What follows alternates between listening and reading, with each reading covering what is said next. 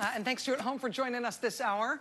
Senator Chuck Schumer, the leader of the Democrats in the U.S. Senate, is going to be joining us live here in just a moment. Very happy to have him here, especially on such a big day.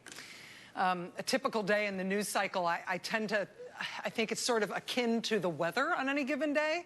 There's like a naturally occurring range of things that might happen on any given day at any given time of year, depending on where you live, right? Depending on the general constraints of the climate in which you are operating. So news days are sort of like that, you know? Some days the sun shines, some days it snows, some days there's black ice or there's debilitating storms that bring everything to a halt. News days are like the weather. Today was a stormy day in the news cycle, which is something we are getting used to in this political climate that surrounds this unsettling presidency. But today was not just like a normal stormy day in the news in the Trump era. Today was like a whole bunch of storms stacked up one after the other. Plus there were 10 earthquakes. It's like an externality to what we usually think of as the realm of things that can affect the news cycle in any one day. Today was just nuts. It started very late last night, actually, with New York Times reporting that President Trump repeatedly within the last year has told administration officials that he wants to destroy NATO, that he wants to pull the United States out of NATO, the North Atlantic Treaty Alliance, which is the most important Western military alliance on Earth, and it has been for 70 years. And whether or not you think you care about NATO, I think the Times actually deserves credit for helpfully putting the importance of that kind of a decision really clearly in frame. Let me just quote from some of the Times' reporting. Quote, "There are few things that President Vladimir Putin of Russia desires more than the weakening of NATO, the military alliance among the United States, Europe, and Canada that has deterred Soviet and Russian aggression for 70 years. Senior administration officials now tell the New York Times that several times over the course of 2018, President Trump suggested a move tantamount to destroying NATO. He suggested the withdrawal of the United States from NATO." Michelle Flournoy, who was an Undersecretary of Defense during the Obama administration, she's a widely respected national security official. She'd be a top-tier candidate to be Secretary of Defense during any Democratic administration and even some Republican ones. Michelle Flournoy is then quoted in this piece by the Times saying that a move to withdraw the U.S. from NATO, quote, "would be one of the most damaging things that any president could do to U.S. interests." She continues, quote, "It would destroy 70-plus years of painstaking work across multiple administrations, Republican and Democratic, to create perhaps the most powerful and advantageous alliance in history, quote, and it would be the wildest success that Vladimir Putin could dream of." The Times continues, quote, "After Russia annexed Crimea in 2014, American national security officials believe that Russia has largely focused on undermining solidarity between the U.S. and Europe. Its goal has been to upend NATO. Russian actions toward achieving that goal have included, quote, Russia's meddling in America's elections and Russia's efforts to prevent former satellite states from joining the NATO alliance. Quote, with a weakened NATO, American officials say, Putin would have more freedom to behave as he wishes, setting up Russia as a counterweight to Europe and the United States." Senior Trump administration officials discussing the president's behavior with the Times on the condition of anonymity. They tell the paper that an American withdrawal from NATO would accomplish all that Putin has been trying to put in motion, quote, essentially doing the Russian leader's hardest and most critical work for him. So that was like midnight last night from the New York Times. And we don't know who these senior administration officials are who are talking to the New York Times about what the president has been reportedly trying to do on this front. It is possible, of course, that these are senior Trump administration officials who were concerned about these actions and these statements by the president last year, but they didn't feel the need to go to the press about them then. maybe because Defense Secretary Jim Mattis was in place then. I mean, there's been some noise, right, that Mattis was preventing Trump from taking the worst and most reckless of his pro-Russia steps in national security and foreign policy. And again, I do not mean to suggest that I know who these sources are for the Times report, but you can tell from the substance of the reporting and also from its tone that these are very senior people who are somehow trying to pull a fire alarm here. And the timing, I think, has to be part of our understanding for why these administration officials are now coming forward and anonymously giving this information to the Times.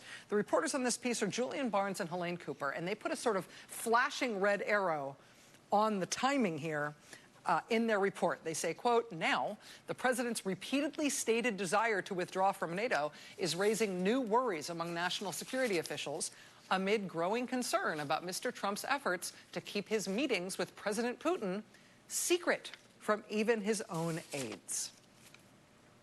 So I guess, like, that's the progression. It's one thing to be a senior official in the Trump administration and to be worried or upset by the prospect that the president wants to give away the store, right? That he wants to dismember NATO. He wants to give Russia every item on its most fantastical international wish list, even the ones that would previously have been dismissed as unthinkable in this country under any leadership. So it's one thing to be opposed to that or be worried about the president's inclinations, right?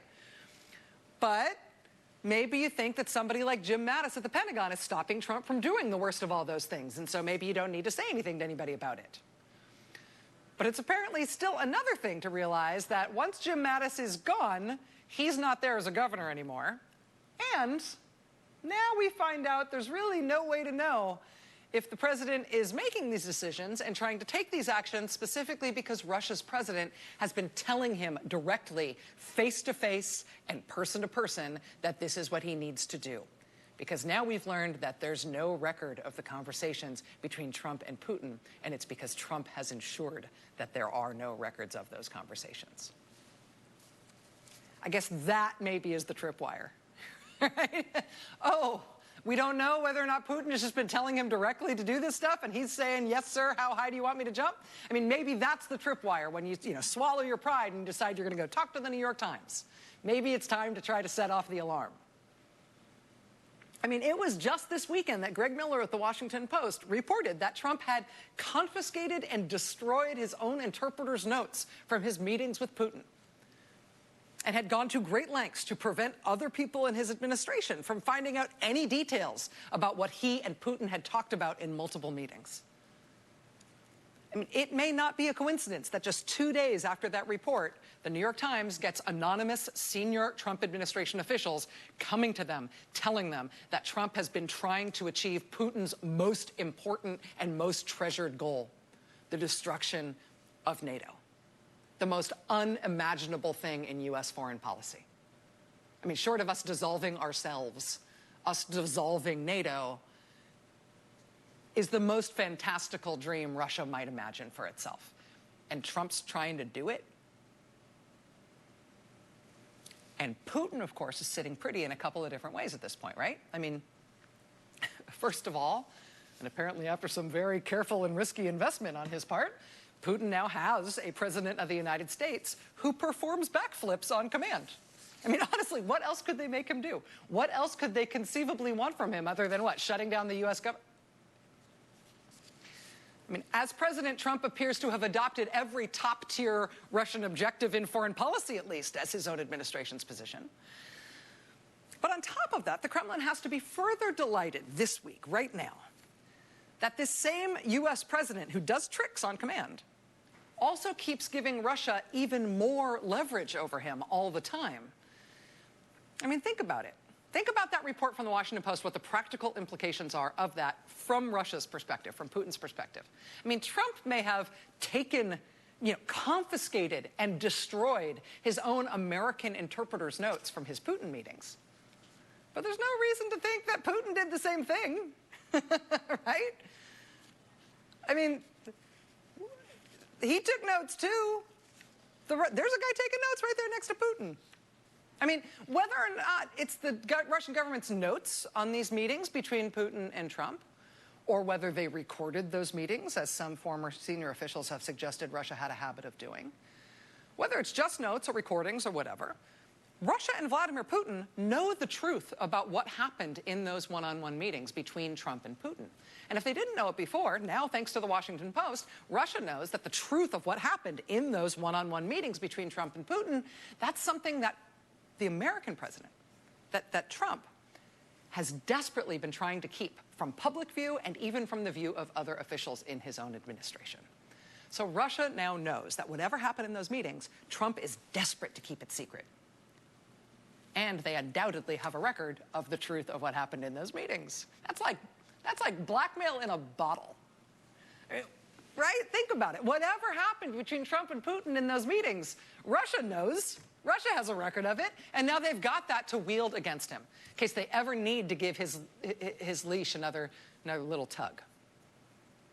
And then on top of that today, just in case the U.S. and Europe were not back on their heels enough with what appears increasingly to be the capture of the U.S. president by a foreign adversary and him wiring NATO, Russia's greatest adversary on earth, to explode of its own accord. I mean, today, on top of that, the British government edged to the precipice and started to fall off in a free fall that appears increasingly destined to take much of organized Western Europe with it.